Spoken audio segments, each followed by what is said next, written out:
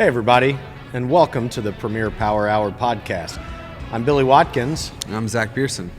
And on today's show, it's all about Zach Pearson. It's about me today, I guess. Yeah. On this very special episode. On this very special episode. Heartfelt episode, I'll call it. We'll see if we get there. I don't know if we've ever done this, but let's delve into you and who and what you are here at Premier. Sure. It's like a checkup. Sure. What's your role here at Premier, Zach? So I am a supply chain specialist based out of Phoenix, Arizona.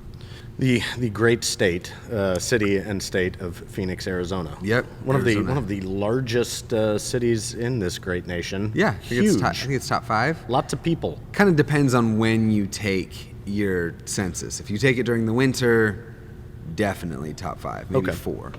But in the summertime, all the snowbirds fly back home, and I think it drops somewhat. Okay. Born and raised? I wouldn't.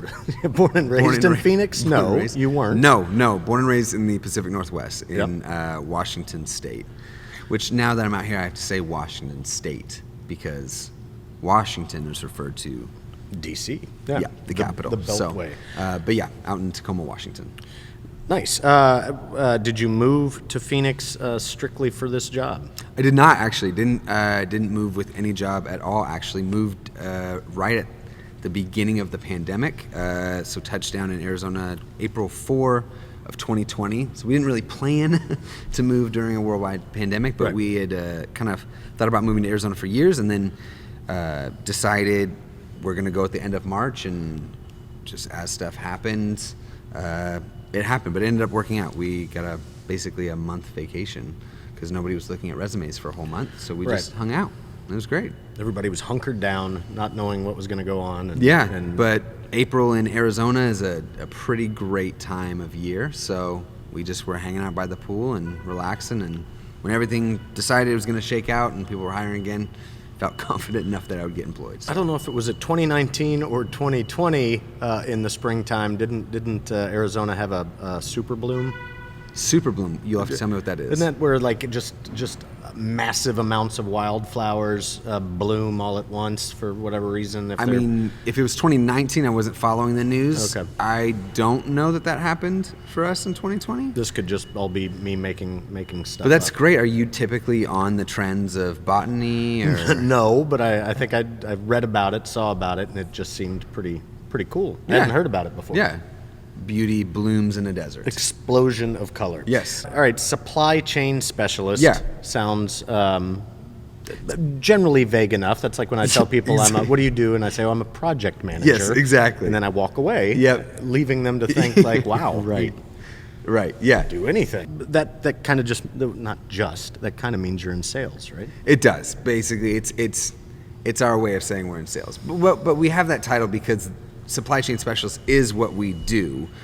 We're tasked with learning how supply chains should run in the most optimal and efficient way. And the sales part of it is where we bring in the solutions that Premier Packaging has. So really my job anytime I walk in through a warehouse door or sit with anybody is to find out what their supply chain looks like, how they receive, store, and ship product. You know, you were in a sales position before you came to Premier. I was, yes. What made you want to go into sales? So I had really taken the leap into sales back in 2016. I had done actually some customer service, just like you had done. Mm-hmm. Did a little bit of marketing for a couple different companies, and then finally just kind of found myself at a 401k company in customer service and wanted to make the leap into sales, and they just didn't have the capacity to do that at the time. And so I just thought, you know what, people have told me I should do this for years. I'm just going to take the leap. So I got into it with a copier company up in the Pacific Northwest, loved it. And really, it was the idea that you could get, I don't know, paid to kind of be me in a way. Mm-hmm. Paid to... That's a fun way of describing it. Yeah, exactly. The personality that I have seems to fit fairly well with sales, and so can also be quite lucrative. And so I thought if I can have a little bit more job flexibility with my day. I get to kind of plan the day the way I want it to be. There's a lot of money in it, and I don't really have to change everything about myself. Why not? That is the draw, the amazing thing about if you're able to get into it and be successful in it, you can make as much money as you want to make. You right? sure That's the can. Absolutely. That's you what they can. tell you, right? Yeah, absolutely you can. Yeah. What is it? What is the gene? What is the thing inside you that makes you? It's the personality thing that makes you want to be a salesman. Yeah. I just like people. You know, I like people. I like understanding people's stories. Doing this is super fun for me. Yep. Although I love my job, if I could get paid to just do this, that would be. Tell me about it. That would be every single day. I do it 7 days a week. 2 months out of the year. That's what I would do it, but I would do it for a paycheck. Sure. Yeah. So I think it's just interested in people's stories, how they got where they are, what makes them tick, things like that, and just seeing how I can solve a problem. So I think 2 parts: being curious and liking to solve problems for people, and that's what this job allows me to do.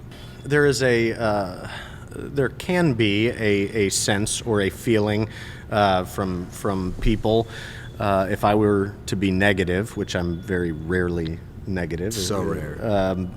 But that sales is, I think people have in their minds, car salesman Sure, or something, absolutely. something schmarmy, Yeah. something Yeah. greasy, Yeah. People with slicked back hair. Yep, a lot of really. Mine is slicked Whoops. this way, not back, backwards. it's to the side. Absolutely. That's kind of a negative connotation. Sure. A lot of good sales. movies about those kind High of people. pressure, Yeah, high pressure absolutely. sales. Yep. I got a lot of shirts in the closet that I'm like, how did he talk me into getting that? Yeah. Salesman. Yeah. But that's not the way we do it at Premier, right? No, absolutely not. And no good salesperson should do that.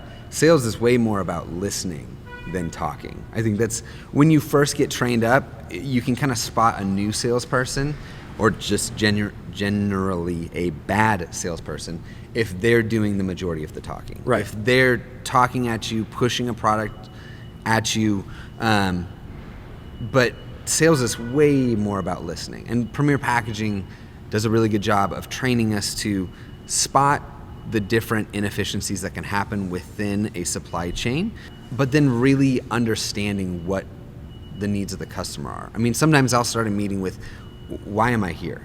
Why did you take the meeting with me? I want you to tell me what's actually relevant to you, because for some reason you took a meeting with me. Right. So you have something in mind that you want to know about. Let's go straight to that thing. What's the hardest part? Getting the meeting? What's the 100%. Once you door. get in the door, once you're able to get the meeting, the rest of it is easy. Okay. I mean, I think that's the easy part. Getting in the door. Because you're inviting somebody into your space, into your world, but Right. once they've given you that space, then you have them as a captive on it. That's when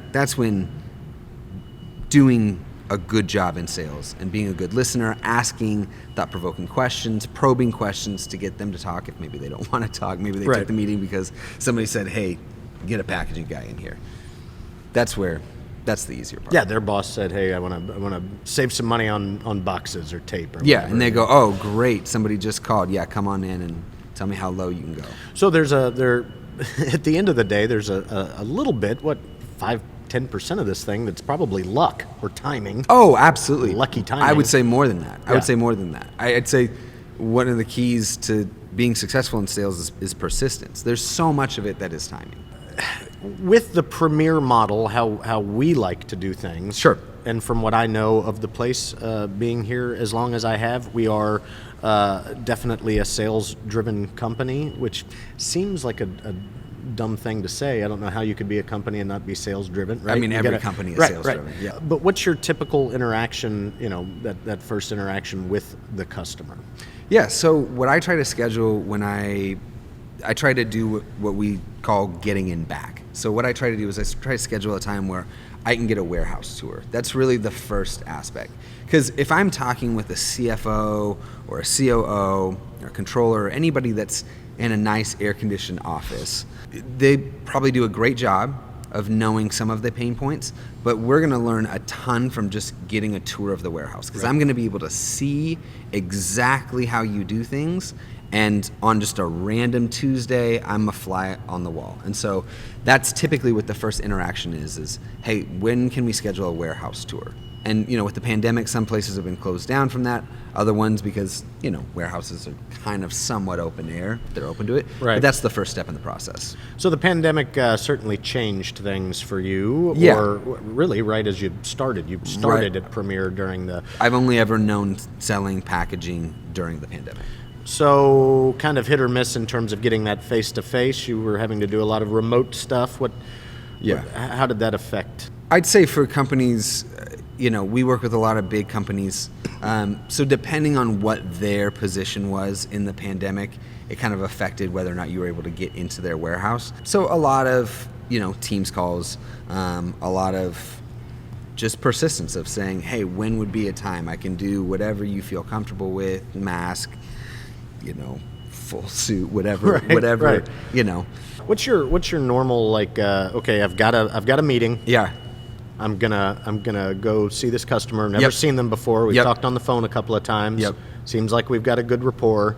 I'm gonna show up Monday morning at 9 a.m. Get the warehouse tour. Yeah. You're not wearing the suit, right? I am not. Yeah. No. What's your normal outfit for that sort of thing? Khakis of some kind. Sometimes I go full Best Buy and just do the khakis with the blue Premier shirt. Yep. Classic. Actually seems to go very well. Classic. Pretty good success rate in that outfit. But yeah, probably a Premier polo or just a golf polo, and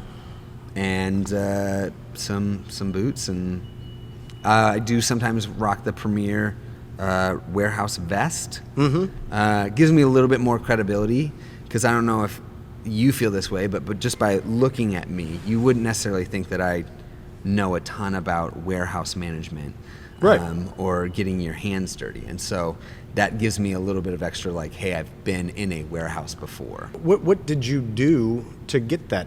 Because maybe I wouldn't believe that. So thank you, Billy. You're so sweet.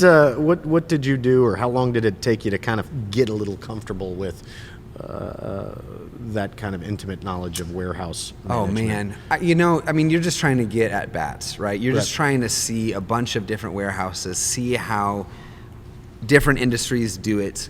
I'd say probably between 6 to 9 months, really, before feeling confident. Because you can, right? That's kind of the joke of somebody gets out of school, they have all of this knowledge, but no know-how, If you go through our LMS, our training, and learn about all this stuff, but then you go into a warehouse, what typically happens with a new rep, at least in my experiences, you're walking through a warehouse, and let's say they have a bunch of little things that can be improved.